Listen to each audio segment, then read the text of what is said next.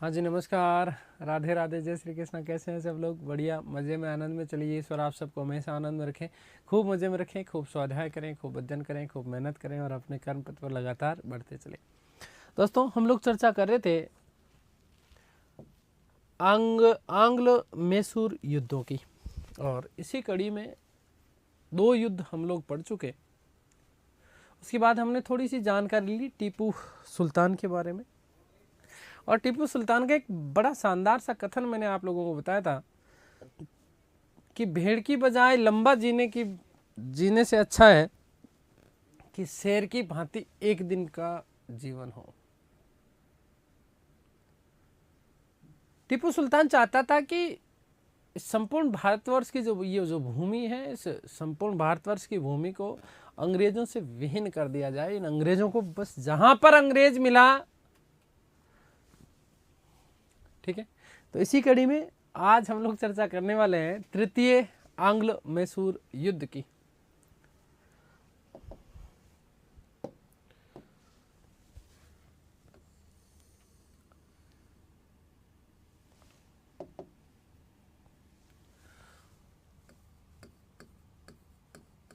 तृतीय आंग्ल मैसूर युद्ध।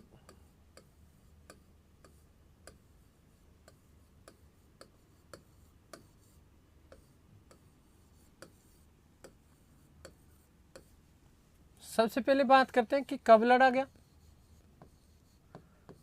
तो ध्यान दीजिएगा, 1790 से लेकर के 1792 के मध्य, 1790 से लेकर के 1792 के मध्य जो है ये युद्ध हुआ।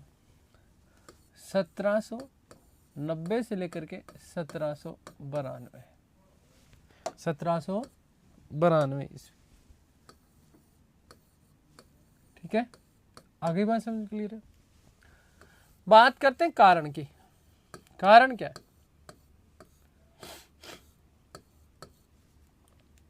अब कारणों में यदि हम लोग चर्चा करेंगे तो अलग अलग कुछ 2-3 कारण मैं आप लोगों को इसके बताने वाला हूं, तो बहुत आराम से, ध्यान से, शांति से सुनिएगा भाई। देखो, सुनो। पहली चीज तो तीसरा जो आंग्ल मैसूर युद्ध हुआ, इस युद्ध में अंग्रेजों ने, किसने? अंग्रेजों ने, ध्यान रखना, मराठों और निजाम के साथ में मिलकर के एक त्रिमैत्री संगठन का निर्माण किया, और साथ ही साथ टीपू के ऊपर यह आरोप लगाते हुए आक्रमण किया कि उसने फ्रांसीसियों से मिलकर के अंग्रेजों के विरुद्ध षड्यंत्र किया है।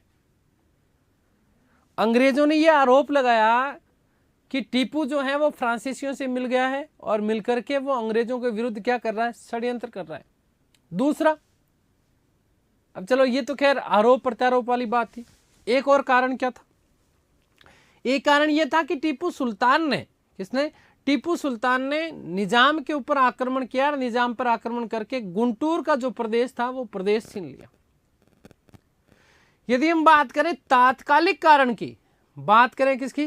तात्कालिक कारण की, तो ध्यान रखना कि 1790 ईस्वी में टीपू सुल्तान ने ट्रावनकोर के ऊपर आक्रमण किया, और ट्रावनकोर के ऊपर आक्रमण करने के बाद में उसे जो है अपने साम्राज्य का अभिन्न अंग बना दिया। ट्रावनकोर जो था वो वस्तुतः अंग्रेजों का मित्र राज्य हुआ करता था। तो 2 कारण। एक तो क्या? पहला कारण क्या कि टीपू द्वारा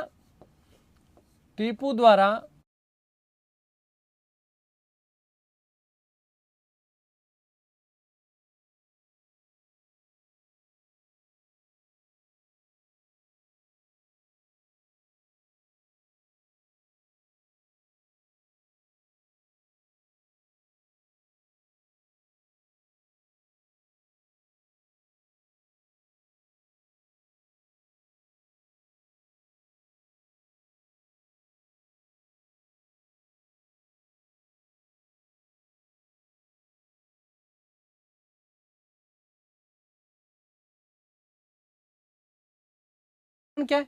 तो ध्यान रखना, ट्रावनकोर, क्या चीज? ट्रावनकोर के ऊपर आक्रमण करना।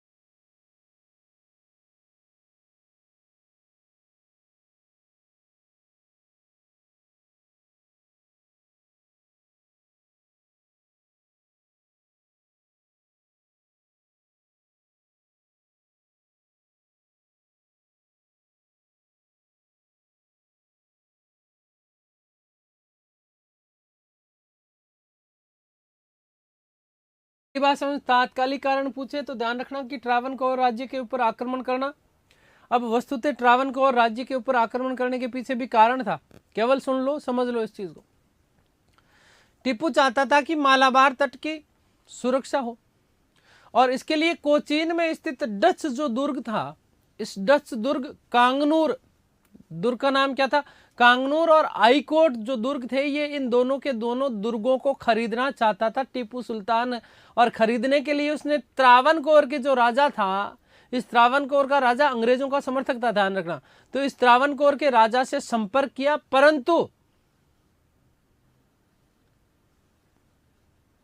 परंतु इस त्रावणकोर के राजा ने क्या किया था, नाटक किया था, और बाद में जो है उसने इसके नाटक को समाप्त करने के लिए उसके ऊपर क्या कर दिया था, आक्रमण कर दिया, और जबरदस्ती फिर एक तरीके से खरीद लिया गया।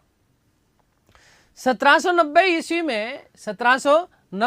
में जनरल मिडोज के नेतृत्व में सेना ने मैसूर राज्य के ऊपर क्या किया, आक्रमण किया, लेकिन यह आक्रमण असफल रहा। अंत में दिसंबर 1790 ईस्वी में स्वयं लॉर्ड कॉर्नवालिस ने सैन्य संचालन अपने हाथों में लिया, और मार्च 1792 में अंग्रेजों और टीपू के मध्य जो है श्रीरंगपट्टनम की संधि हुई। देखिएगा कि इस युद्ध का समापन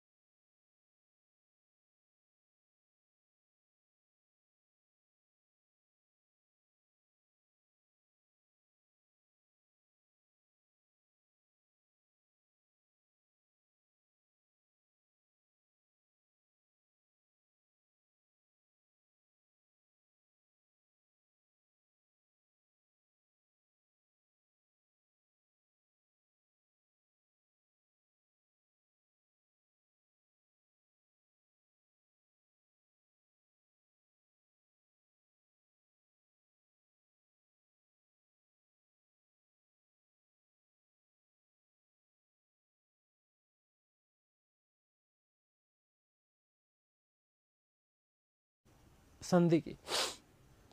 तो इस श्रीरंगपट्टनम संधि के द्वारा टीपू ने अपना आधा साम्राज्य, अपना आधा राज्य अंग्रेजों व उनके सहयोगियों को दे दिया। अंग्रेजों को वस्तुतः 12 माइल, डिंडीगुल और मालाबार का जो क्षेत्र था, यह अंग्रेजों को दे दिया गया।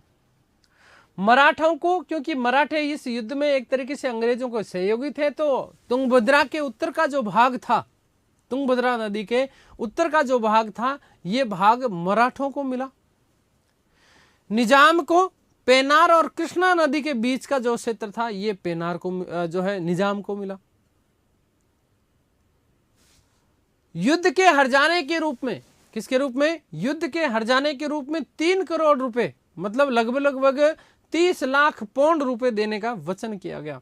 और यदि 3 करोड़ रुपए का भुगतान नहीं होता है, तब तक टीपू के 2 पुत्र अंग्रेजों के कब्जे में रहेंगे, ये शर्त रखी। टीपू के एक पुत्र का नाम तो मिलता है, ध्यान रखना, कि अब्दुल खालिक, और दूसरे का नाम मिलता है मुइजुद्दीन। क्या नाम मिलता है, मुइजुद्दीन। यहीं पर अंग्रेज गवर्नर जनरल जो हुआ करते थे, इनका नाम था लॉर्ड कॉर्नवालिस। इस लॉर्ड कॉर्नवालिस ने श्रीरंगपट्टनम की संधि के ऊपर कहा कि बिना अपने मित्रों को शक्तिशाली बनाए हमने अपने शत्रु को क्या कर दिया, कुचल दिया। बिना अपने मित्रों को शक्तिशाली बनाए हमने अपने शत्रु को क्या कर दिया था, कुचल दिया।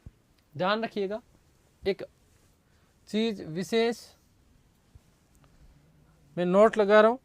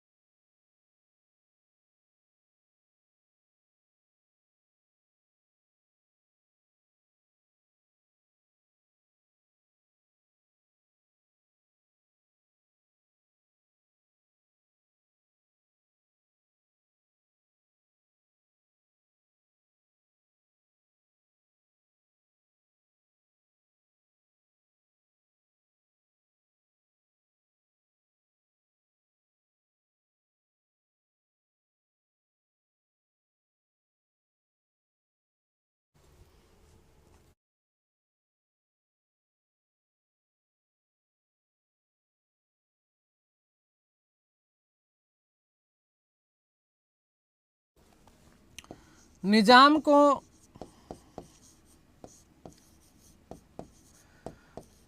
पेन्नार व कृष्णा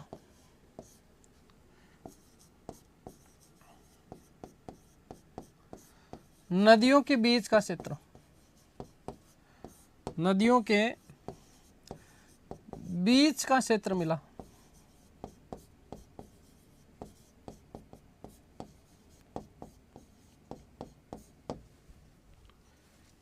नेक्स्ट, युद्ध के हार जाने के रूप में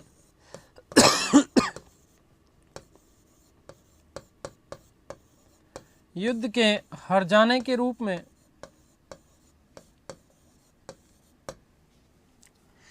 3 करोड़ रुपए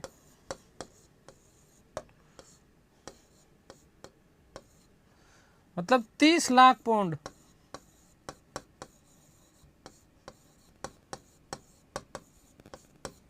अंग्रेजों को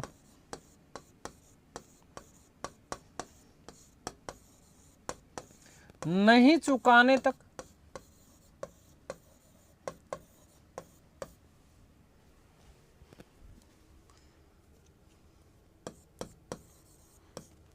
टीपू के 2 पुत्र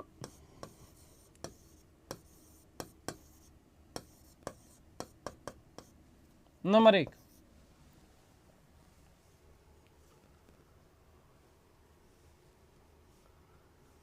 अब्दुल खालिक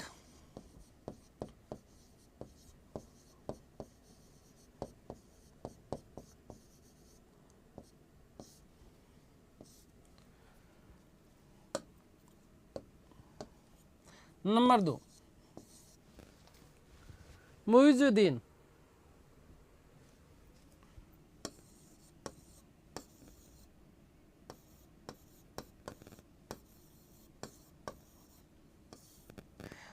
अंग्रेजों के कब्जे में रहेंगे।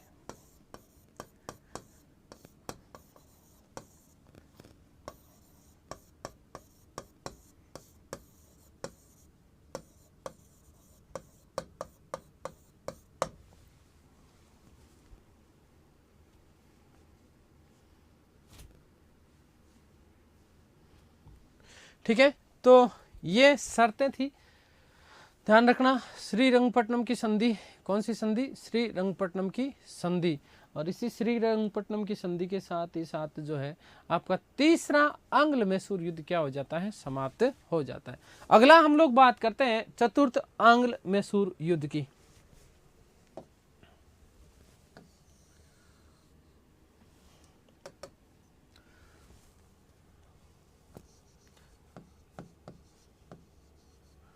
चतुर्थ आंग्ल मैसूर युद्ध,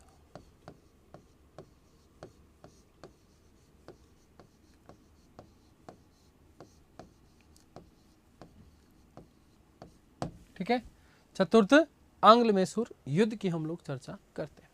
कब हुआ? 1799 में। पहली चीज कब?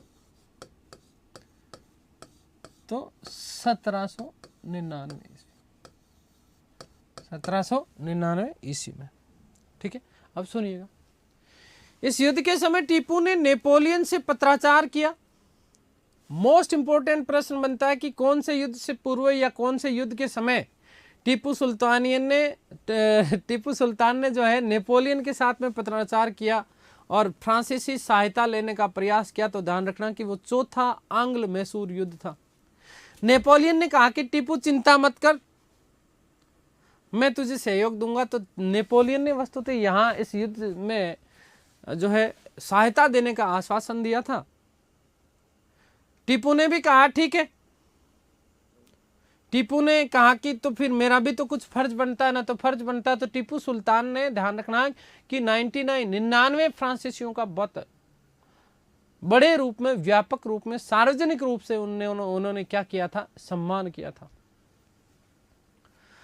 अंग्रेजों ने निजाम और मराठों से युद्ध में प्राप्त लाभ को 3 बराबर में हिस्सों में बांटने का समझौता किया हुआ था। अंग्रेजों ने कहा कि देखो, जिस प्रकार से हमने श्रीरंगपट्टनम की संधि में जो जो चीजें की ना, वैसे यदि युद्ध में हमें फायदा हुआ तो तीनों बीच मिल बांट के खाएंगे। चौथे आंग्ल मैसूर युद्ध के समय अंग्रेज सेनापति था, ध्यान रखना, आर्थर वेलेजली। कौन था? Arthur Wellesley. इसके साथ में हैरिस और तीसरा व्यक्ति था जिसका नाम था स्टुअर्ट। इन तीनों ने मिलकर के, इन तीनों की अंग्रेजी सेना ने वस्तुतः इस युद्ध में टीपू सुल्तान को क्या कर दिया था? पराजित कर दिया था। देखिएगा कि इस युद्ध के समय मोस्ट इंपोर्टेंट बनता ये, इस युद्ध के समय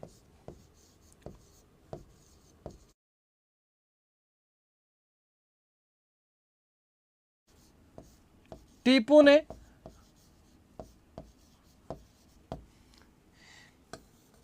नेपोलियन को पत्र लिखकर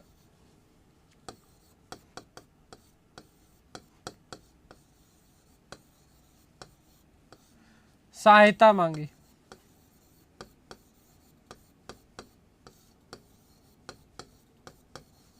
ठीक है, और नेपोलियन ने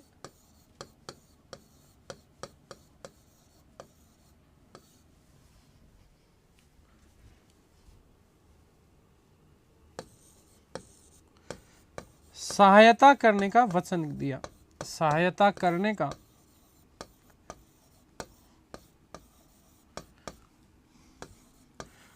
वचन दिया। टीपू ने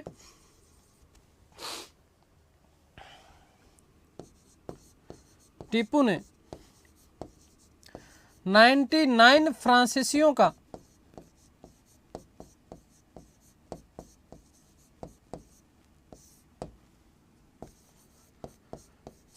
सार्वजनिक रूप से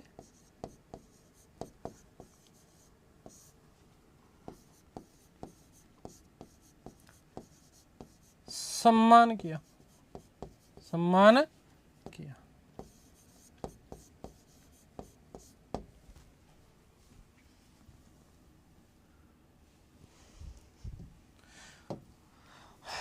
अंग्रेजों ने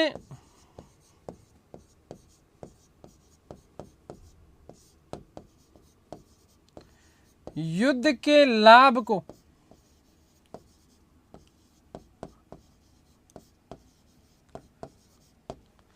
मराठों व निजाम के साथ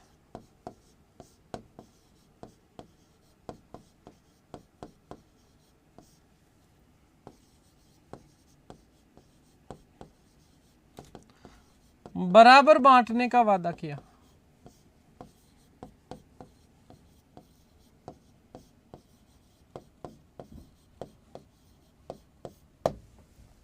ठीक है,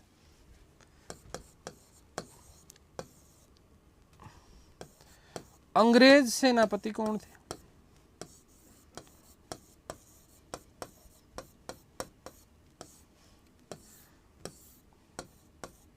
तो ध्यान रखना कि इस युद्ध में आए हैं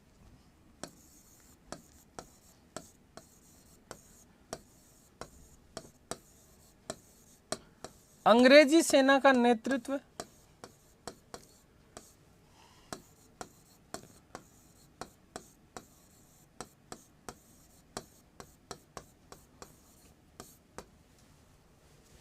आर्थर वेलेजली,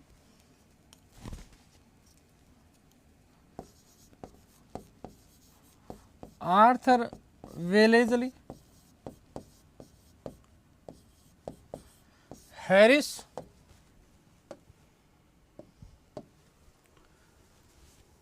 वे स्टुअर्ट ने किया। हैरिस वे स्टुअर्ट ने किया।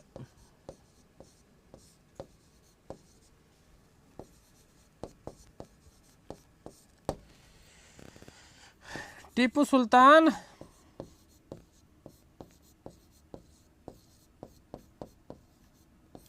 इस युद्ध में पराजित हुआ।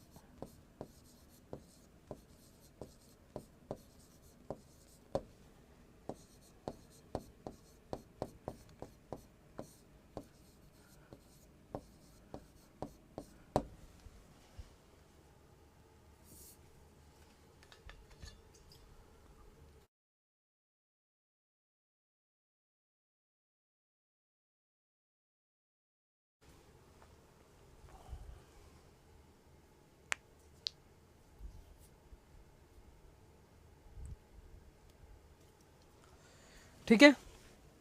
तो अंतिम रूप से टीपू सुल्तान यहाँ पर इस युद्ध में पराजित हुए। वस्तुतः ध्यान रखना कि इस स्टुअर्ट ने जो है टीपू सुल्तान को सदापीर के युद्ध में और हैरिस ने मलावली के युद्ध में पराजित किया था। 4 मई 1799 ईस्वी को राजधानी श्रीरंगपट्टनम में ये वीर सपूत भारत माता का लड़ते हुए वीर गति को प्राप्त हुआ। तो ध्यान रखना 2 चीजें, 2 तथ्य मैं आप लोगों को लिख रहा हूं नोट।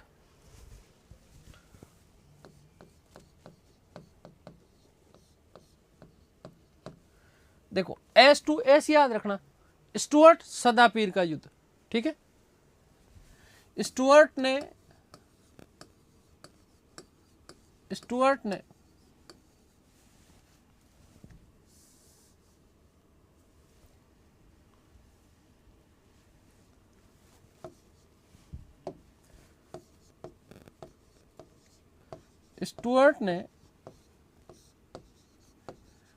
टीपू को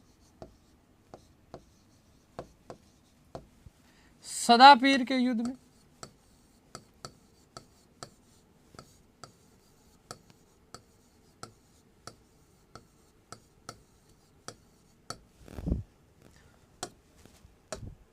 तथा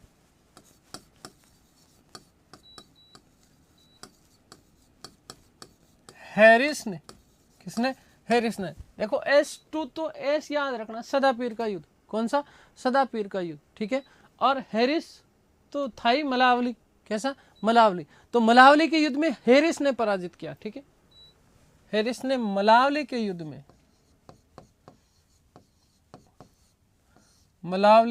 में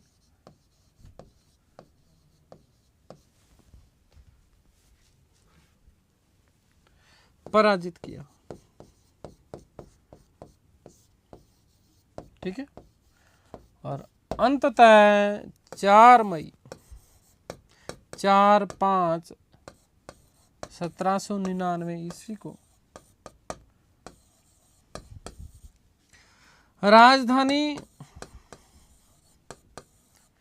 श्रीरंगपट्टनम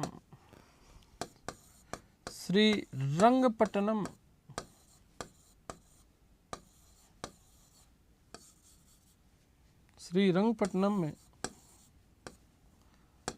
युद्ध करते हुए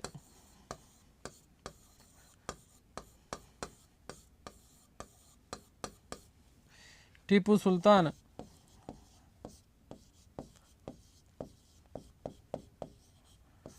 वीर गति को प्राप्त हुआ।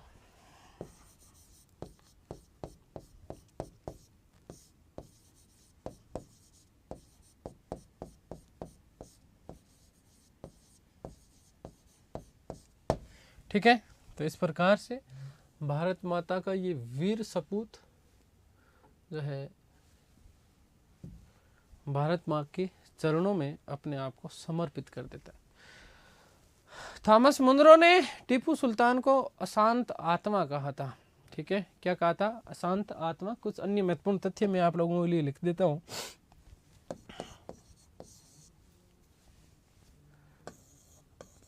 अन्य महत्वपूर्ण तथ्य,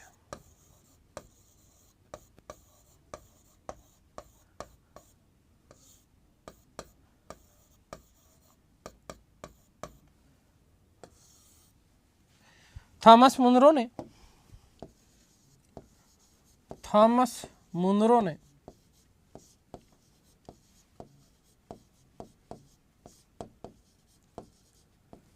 टीपू को अशांत आत्मा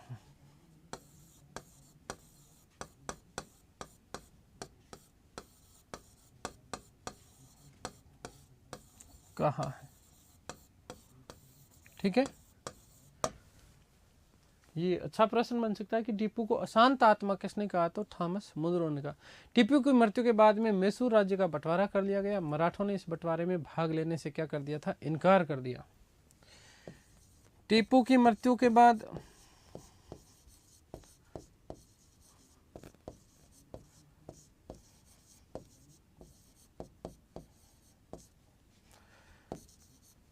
मैसूर राज्य का बंटवारा कर लिया गया।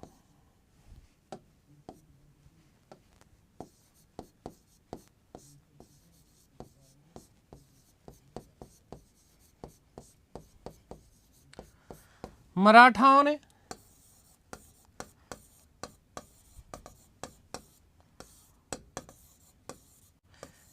हिस्सा लेने से इनकार कर दिया।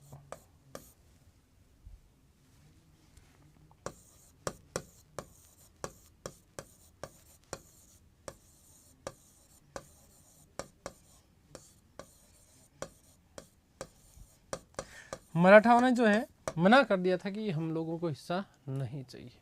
आगे बात समझ क्लियर है? तो ये चीज विशेष रूप से ध्यान रखना। निजाम को गुटी मिला, गुरमकोंडा मिला और चितलदुर्ग का क्षेत्र मिला।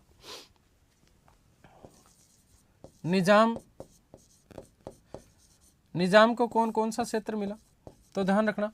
वैसे इतना डिटेल में आपसे कोई नहीं पूछेगा, लेकिन फिर भी है ना। एक तो गुटी का क्षेत्र मिला। कौन सा? गुटी का क्षेत्र मिला। एक गुरमकोंडा मिला, गुरमकोंडा मिला, और दूसरा चितलदुर्ग, तीसरा चितलदुर्ग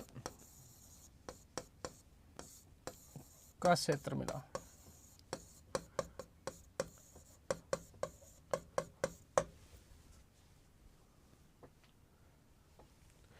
वहीं अंग्रेजों की बात करें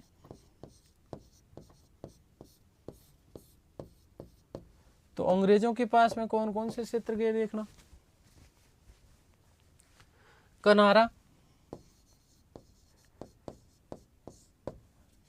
कोयटंबूर,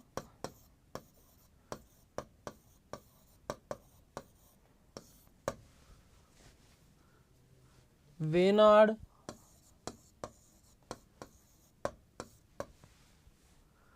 धारपुरम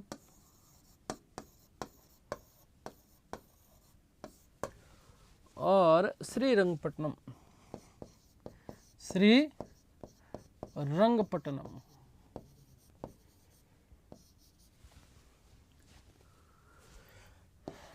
को अंग्रेजी साम्राज्य में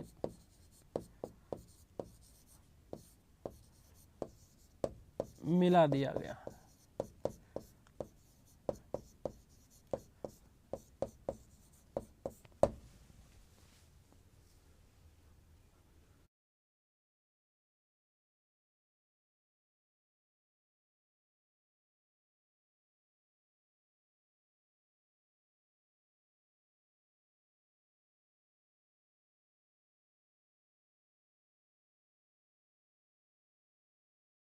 है ना, कोयम्बटूर।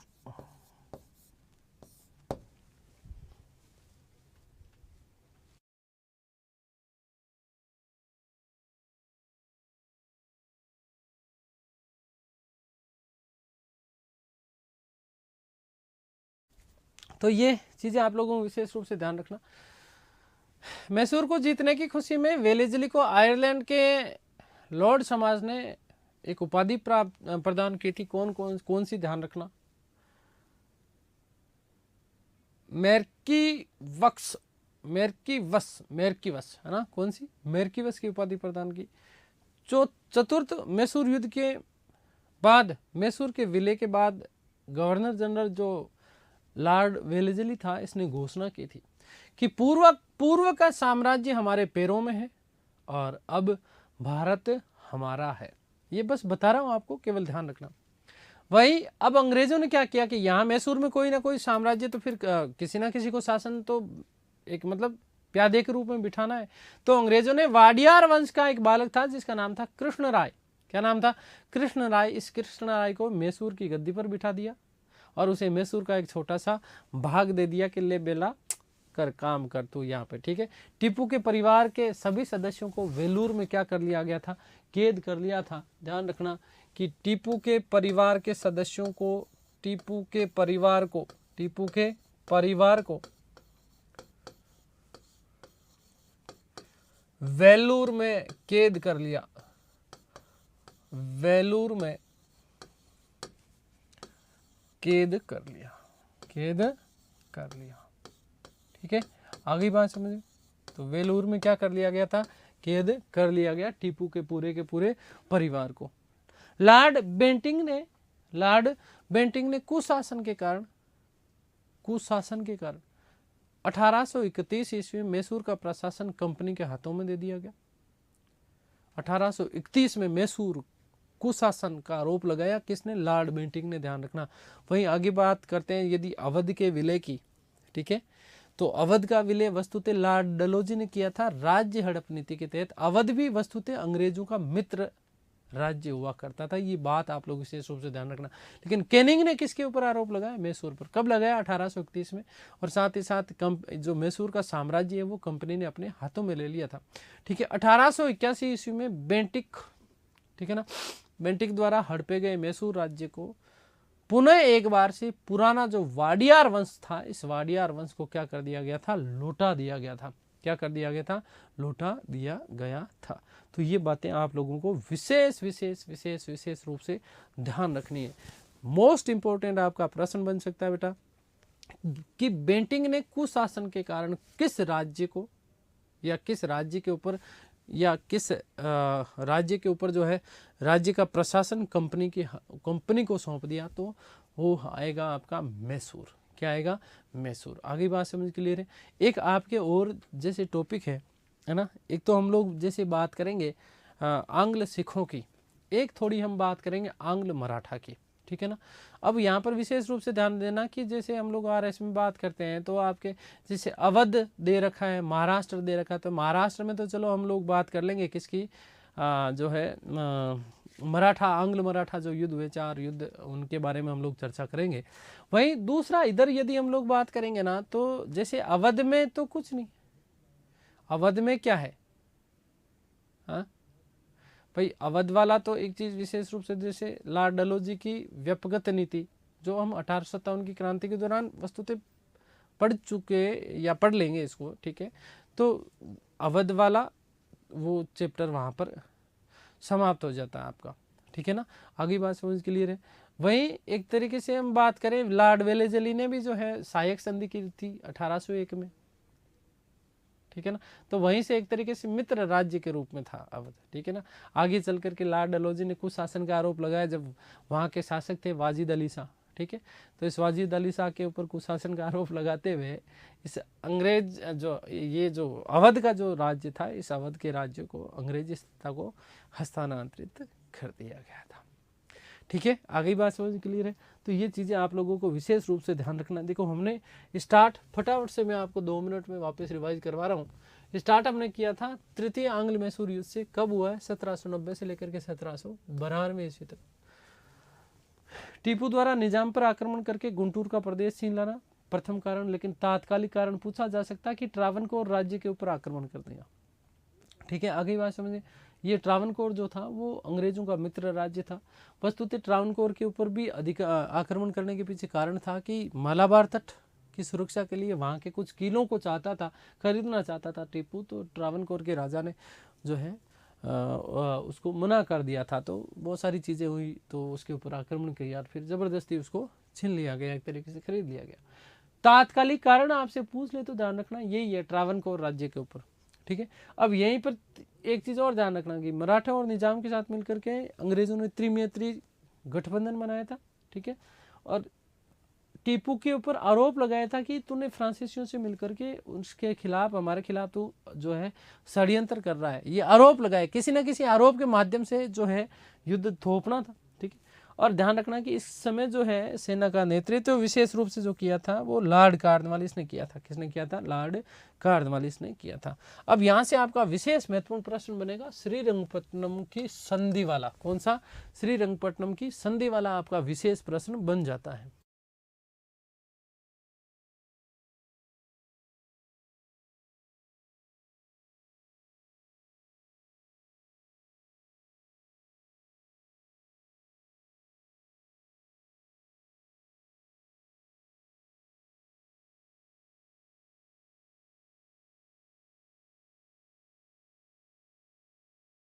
ध्यान रखना शर्तें क्या है कि टीपू ने अपना आधा साम्राज्य अंग्रेजों को दे दिया और इसके तहत कौन कौन से 12 महल का क्षेत्र, डिंडीगुल और मालाबार, ये क्षेत्र अंग्रेजों को मिल गए।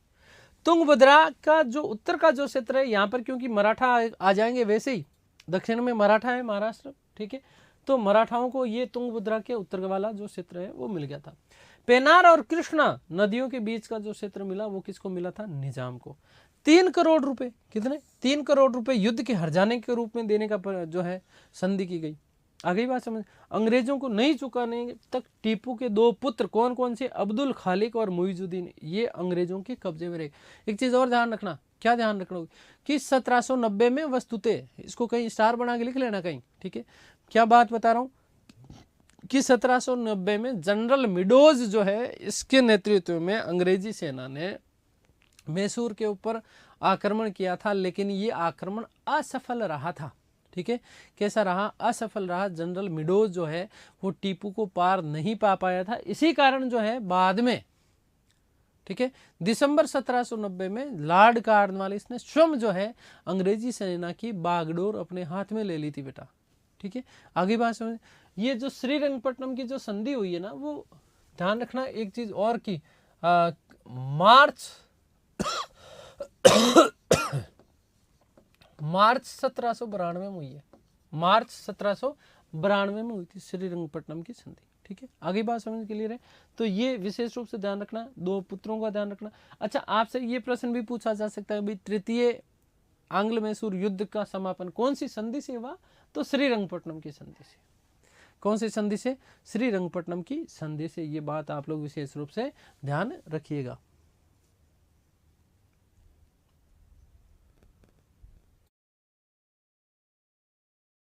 ठीक है, उसके बाद में जैसे हमने बात कर ली थी कौन से की, चतुर्थ मैसूर युद्ध कब हुआ, 1799, ठीक है। नेपोलियन को पत्र लिख करके सहायता मांगी थी। मोस्ट इंपोर्टेंट प्रश्न बनता कि टीपू ने किस आंग्ल मैसूर युद्ध के समय, मोस्ट इंपोर्टेंट प्रश्न बनता, ध्यान रखना इसका, कि कौन से युद्ध के समय नेपोलियन से सहायता मांगी थी।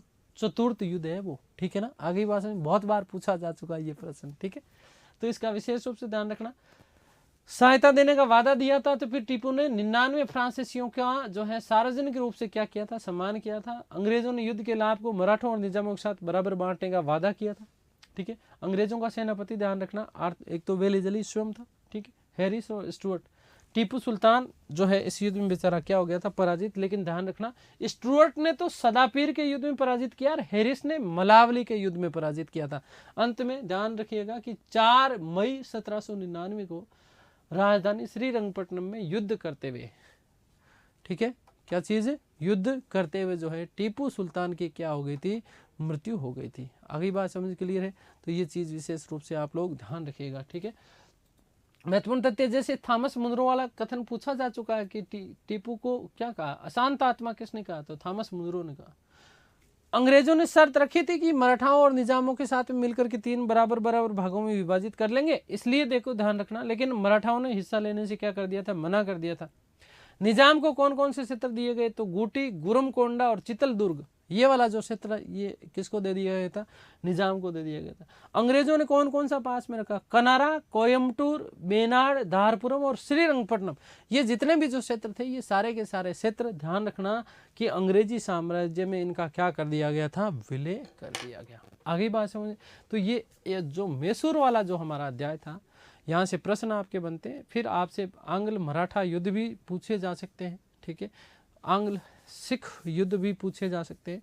तो उनकी चर्चा हम आगे आने वाली हमारी क्लास में करने वाले हैं, ठीक है। तो उम्मीद करता हूँ सारी की सारी चीज़ें आप लोगों को समझ में आई होगी। ईश्वर से प्रार्थना करता हूँ आप सब स्वस्थ रहें, मस्त रहें, तंदुरुस्त, आह्लादित और प्रसन्नचित रहें। इस सृष्टि की संपूर्ण खुशियाँ आपको और आपके परिवार को मिले, ठीक है। मिलते हैं हमारी अगली क्लास में, तब तक के लिए सभी को धन्यवाद, नमस्कार, थैंक यू सो मच।